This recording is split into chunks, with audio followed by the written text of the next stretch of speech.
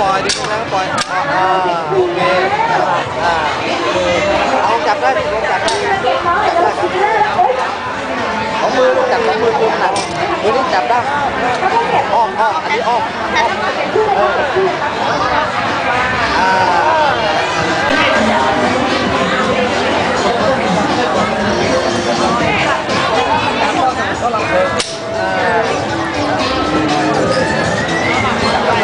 แล้วปล่อย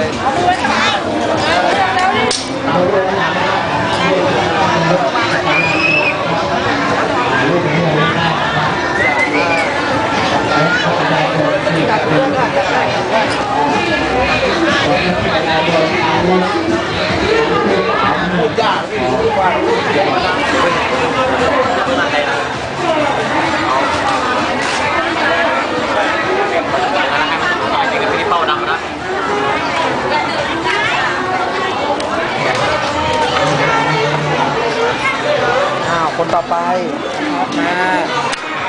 ต้องเล็งก่อนนะจับดูลูกดูอย่า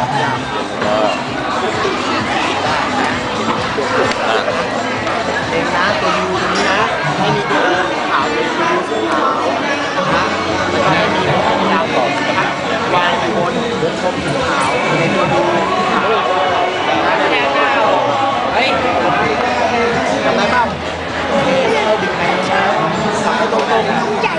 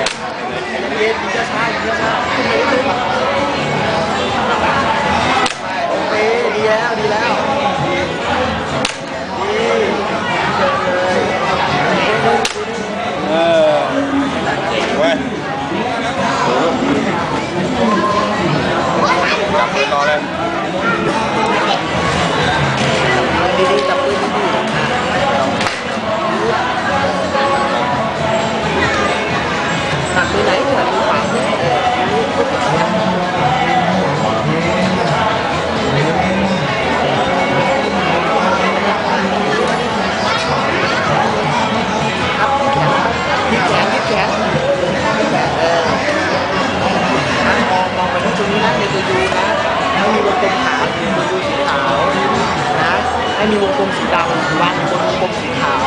นะครับในตัวยูสีขาวนะเขาได้ย้อนเขาได้ยิงเดี๋ยวออกยังไม่ได้ใส่ลูกเลยเดี๋ยวยิงทีนี้ยังซ้อมก่อนเดี๋ยวแม็กเข้าปืนกระสุนใส่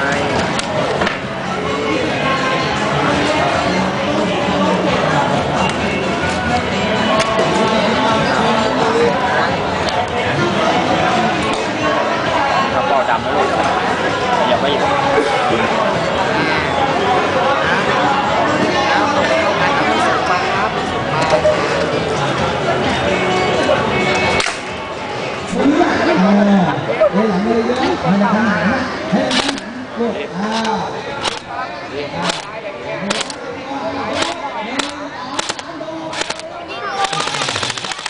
ยิงลง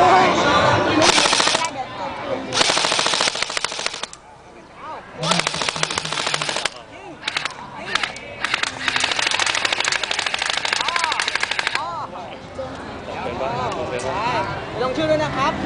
เขาบ้าบอกว่าอยากจะขอดูเพื่อนแอนนี่ยิงก็ไม่ได้ยิงด้วยเอายังทำแล้วยิง